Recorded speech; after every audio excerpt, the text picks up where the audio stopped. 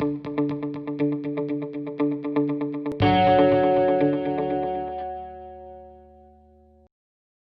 to This Week in Real Estate. I'm Sloan Brown. And I'm Lee Tessier with Tessier Real Estate. Let's talk appraisals, pitfalls. Good time. So I have some I have a lot of clients. Facetiously. Yeah, exactly. I have clients that, we come in and give them a value, and they said, I did a refinance, and my appraisal is higher. Well, typically, refinance appraisals are generally higher. Not always, but most cases, they could be 3%, they could be 10% higher. I've seen them, be way off. Because they're just trying to justify a number that people are already making a payment.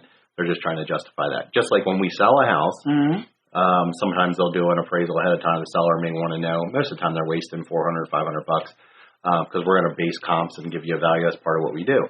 So if you say you go on the market, you sell, and you get an appraisal done, and the appraiser is based from whoever the buyer's financing is being done, so whatever bank, that goes through an appraisal pool. Yeah.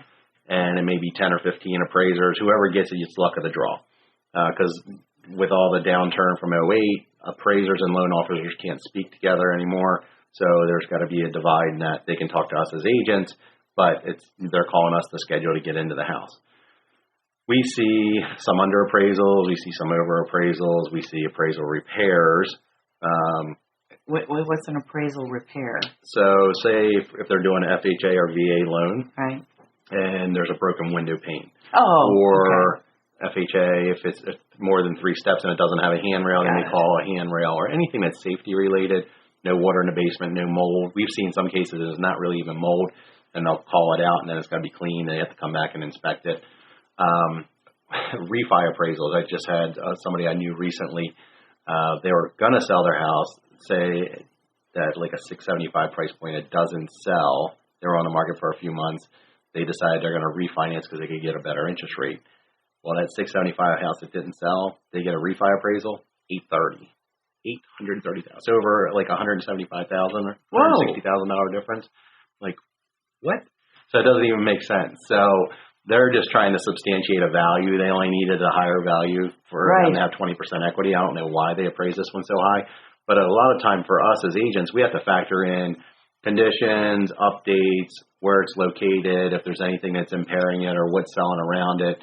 So we have to factor in the emotional side as well as the technical side, where they're looking just technical sides. Right. So so there's big differentiations. People, I got this $830,000 appraisal. Well, if it didn't sell at $675, you can't price it at $830. It's not going to sell.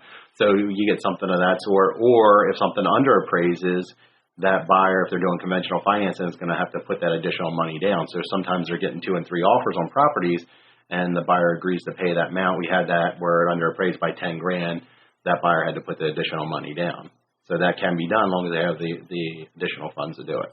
But appraisals are interesting as well. They are. Wow. You just need a professional to get you through what needs to be done, and sometimes square footage is off or whatever. So you need the help of a professional, and that's why we're always here to help. Yeah, well, I'm confused. Yeah, Thanks, Lee. You're welcome.